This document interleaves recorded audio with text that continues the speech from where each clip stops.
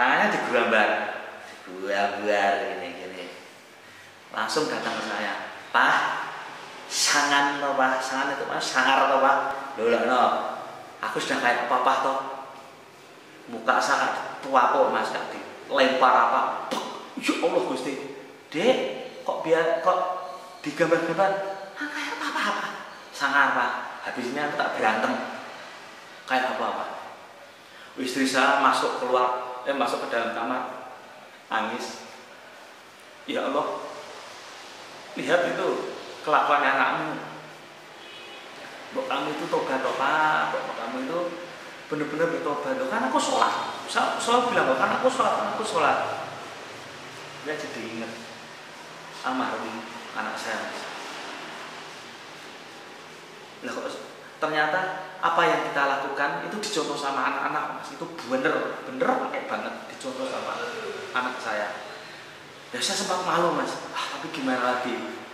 Terus lagi kapan lagi? Seperti lagi digambar lagi, saya bilang, Dek, jangan digambar-gambar lagi, Papa aja digambar kok.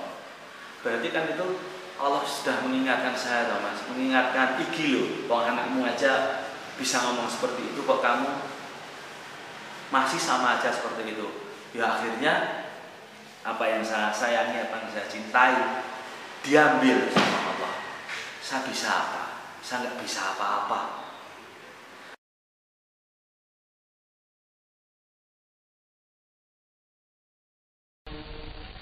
فمن يرد الله أن يهديه يشرح صدره للإسلام ومن يرد أن يضله يجعل صدره ضيقا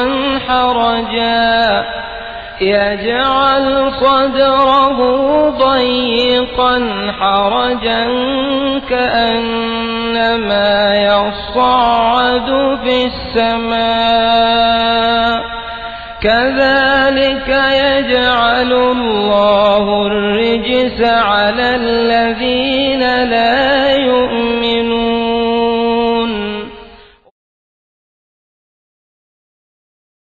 Sejak kecil saya diasuh sama bapak ibu, tidak kurang kasih sayang, tapi kurang pendidikan agama. Saya diberi materi sama bapak sama ibu, tapi untuk pendidikan agama sangat kurang sekali. Pernah sekali belajar mengaji, putus lagi, terus ngaji lagi, putus lagi, ngaji lagi, putus lagi. Itu pun kami jarang. Setelah beranjak remaja SMP, saya di SMP Ibu Kartini, Kota Semarang. Itu sudah mulai awal dari kenakalan saya dimulai.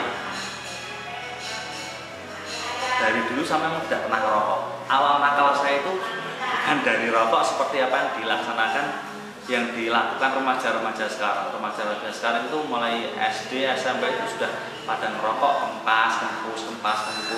Kalau saya pribadi, nakal saya tidak seperti itu. Nakal saya karena faktor lingkungan. Lingkungan saya non sewu di tempatnya Bromoncorah. Banyak penjahat-penjahat yang ada di lingkungan saya waktu itu. Saya tinggal di Semarang Utara.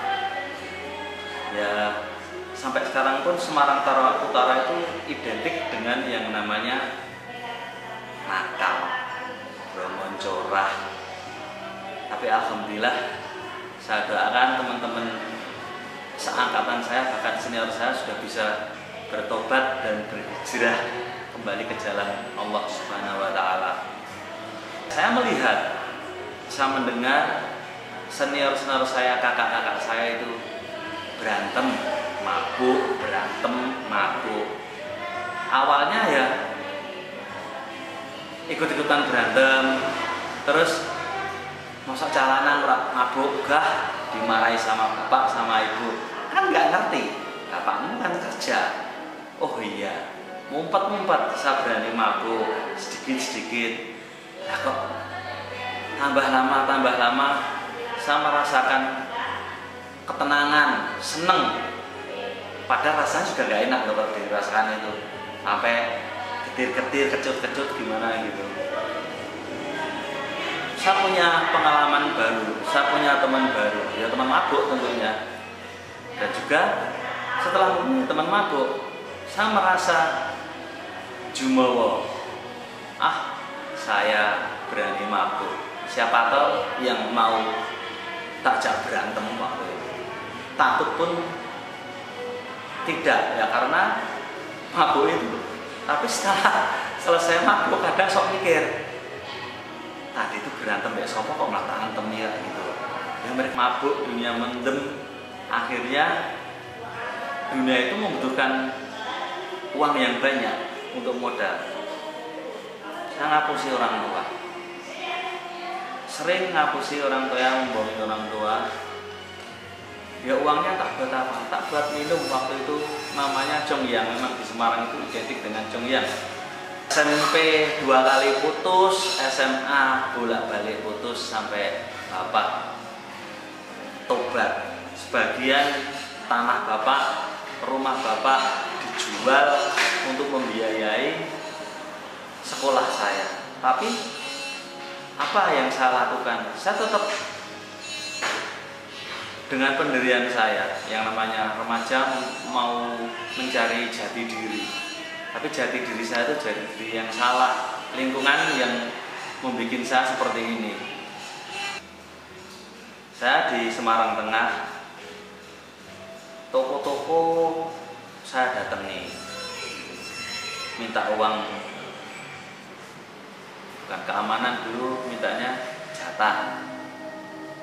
Minum sedikit, soan ke ome atau ke ibu, om, bulananku mana? Diparing waktu itu sebesar 20.000. Angka 20.000 zaman itu sudah cukup besar. Datang lagi ke toko sebelahnya, belum lagi kalau pas malam. Di tempat kami banyak warung-warung besar, warung-warung pinggir jalan, langganannya juragan-juragan waktu itu pun juga tidak lepas dari apa yang saya laksanakan. Uangnya untuk apa itu? Uangnya buat ya makan sehari-hari, paling banyak hari ini habis, besok cari lagi buat maksiat, mabuk sama teman-teman. Terus terang, saya doyan minum, saya itu pemabuk, saya itu alkoholik. Tapi saya tidak suka ke tempat-tempat pelacur atau di tempat maksiat seperti itu, saya nggak suka. Saya diajak ke teman-teman pun saya pasti cuma minum aja, tidak seperti teman-teman saya datang ketemu mbak-mbak cantik atau setengah cantik terus mereka masuk. Saya punya keyakinan bahwa itu dosa. Saya minum, saya tidak merokok. Saya minum, saya tidak suka makan makanan yang haram seperti babi, apalagi anjing. Di tempat kami juga banyak yang jual sate anjing. Waktu kami minum pun sering hidangan seperti itu. Saya pakai gelas sendiri, mas. Karena saya ini dosa. Saya itu minum dosa, saya makan itu malah tambah dosa lagi. Amit-amit. Terus pernah suatu ketika nakoda, mas, saya minta buat parkir. Loh, saya sudah parkir sama KPLP, sudah parkir sama dermaga, ini kok ada lagi? Enggak, ini dari kampung, gitu. Enggak dikasih. Oh ya sudah, enggak dikasih. Nanti malam tak lolosi. Bukan hanya kayu, kadang muat rempah-rempah yang dari kecamatan, kadang muat nongko atau apa. Itu bisa sebenarnya bisa dilolosi, mas. Saya sering mengambil batang-batang kayu dari kapal-kapal pelayaran dari Kalimantan. Mereka parkir di dermaga, parkir di sepanjang dekat mercusuar waktu itu. Saya kan sering dolan di sana, mas. Saya lihat, loh, kok kayu itu dari air kok deket banget sih, maksudnya air laut gitu, kok deket banget sih. Nah ini kalau saya ambil kayaknya bisa, tidak dikunci kayu-kayunya, diikat pun juga enggak. Pernah suatu ketika malam-malam, ya mabuk juga, saya copot-copot baju. Di saat Mas Nakoda dan krunya pada tidur, pada pulas, saya turun ke air, ke sungai itu, saya lolosi.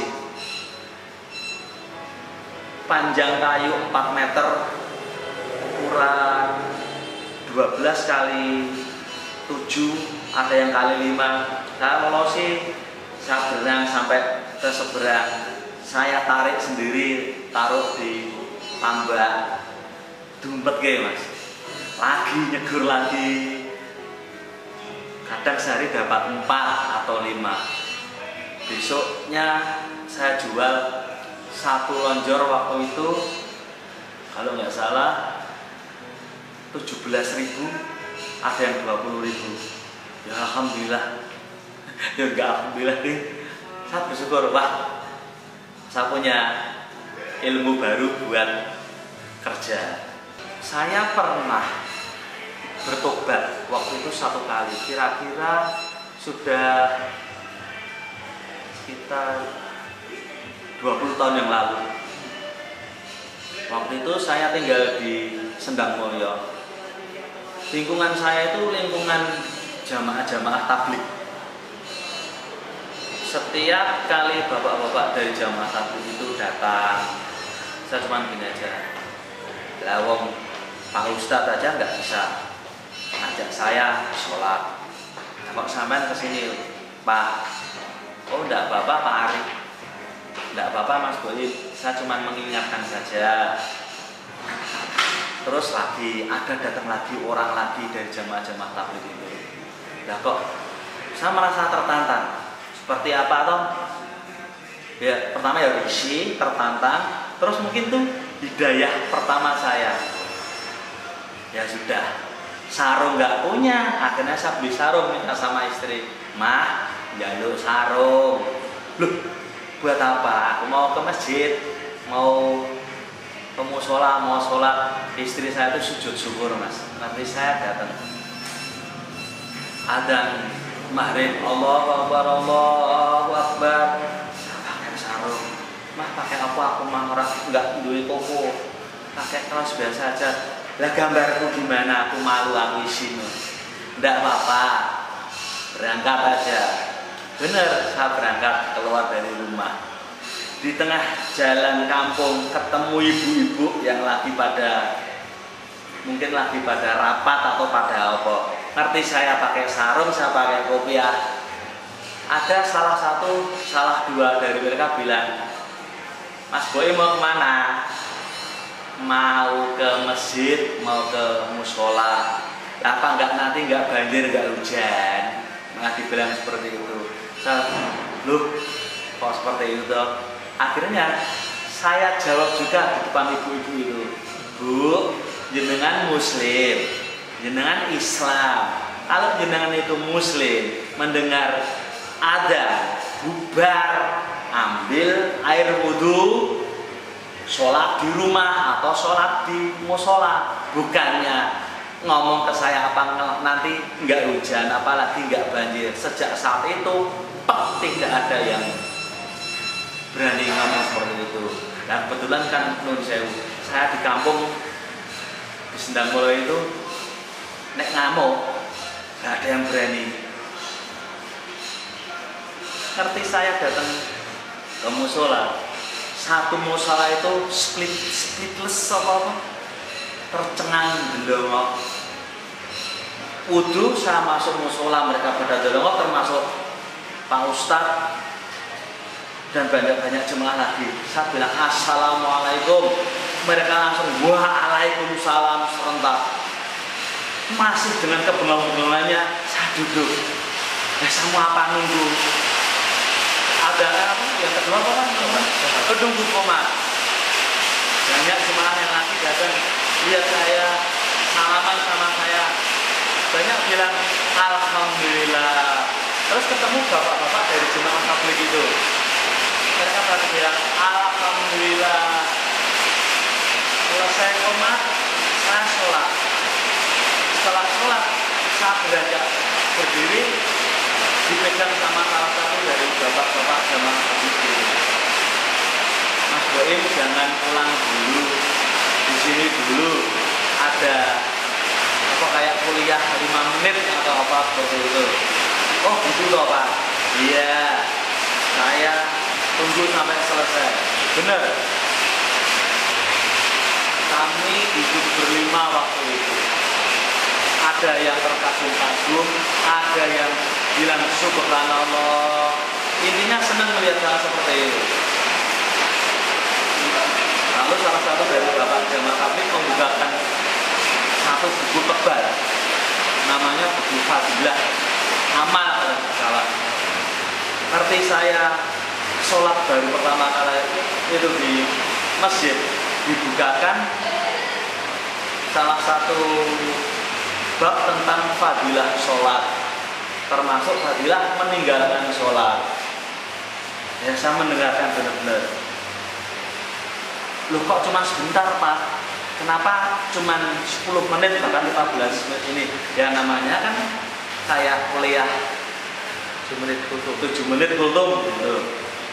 Mbok tolong untuk kali ini jangan 7 menit. Akhirnya sampai mendekati sholat Isya.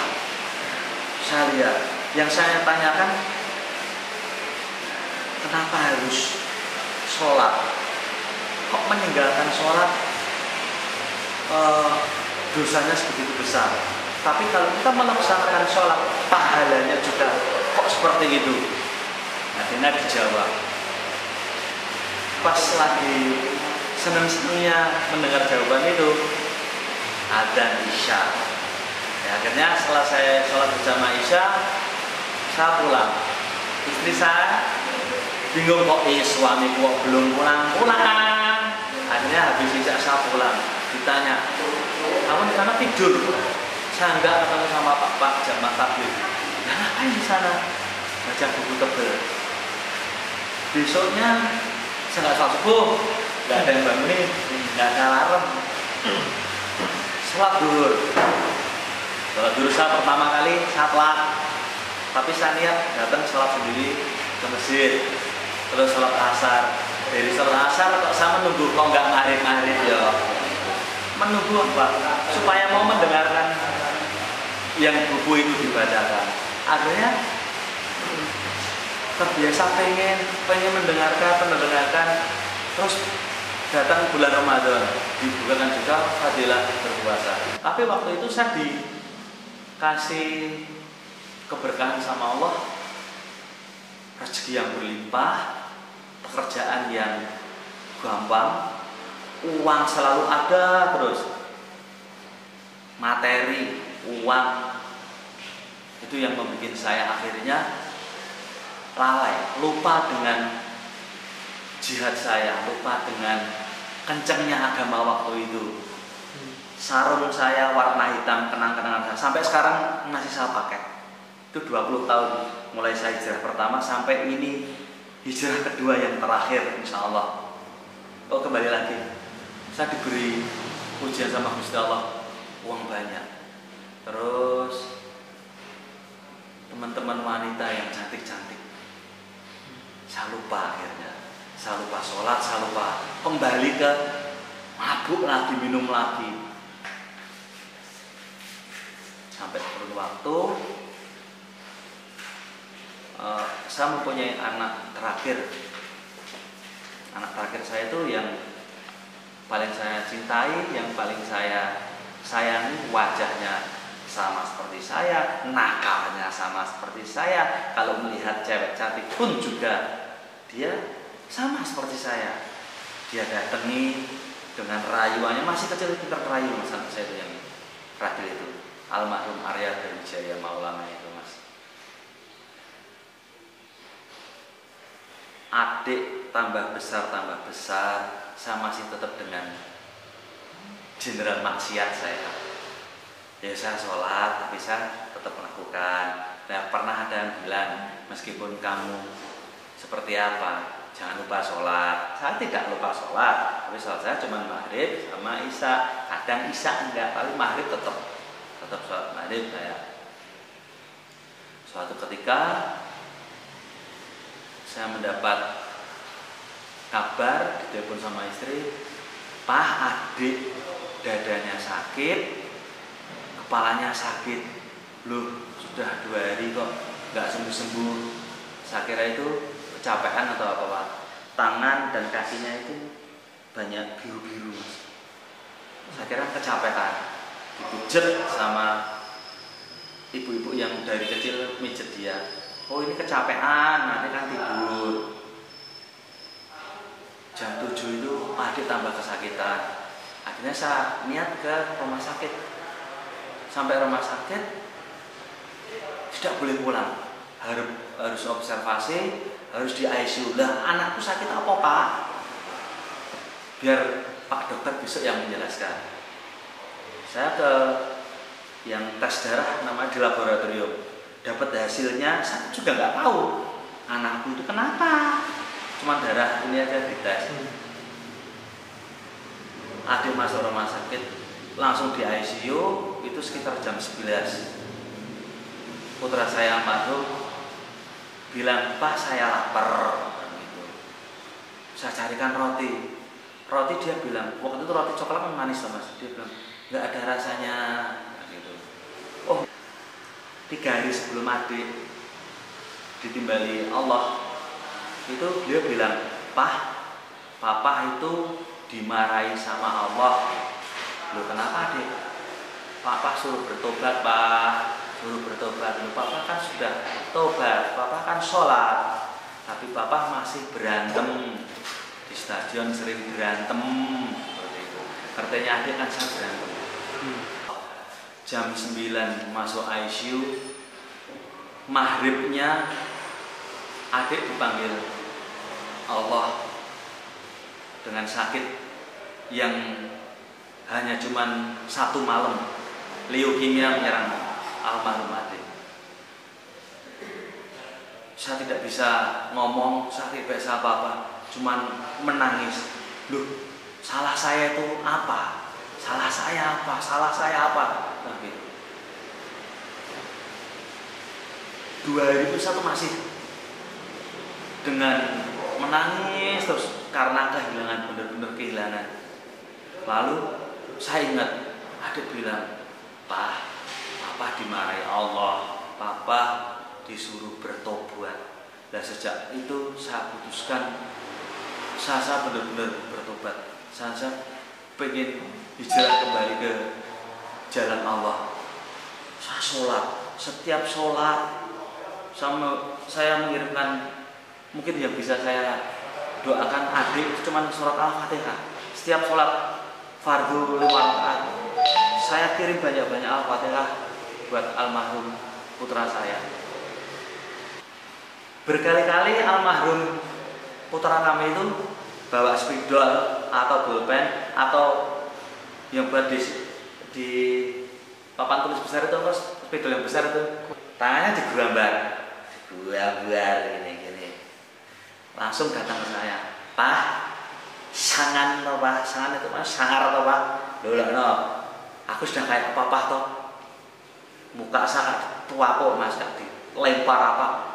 Ya Allah Gusti, Dek, kok digambar-gambar kayak apa? Sangar, Pak. Habisnya aku tak berantem kayak apa. Istri saya masuk ke dalam kamar, nangis. Ya Allah, lihat itu kelakuan anakmu.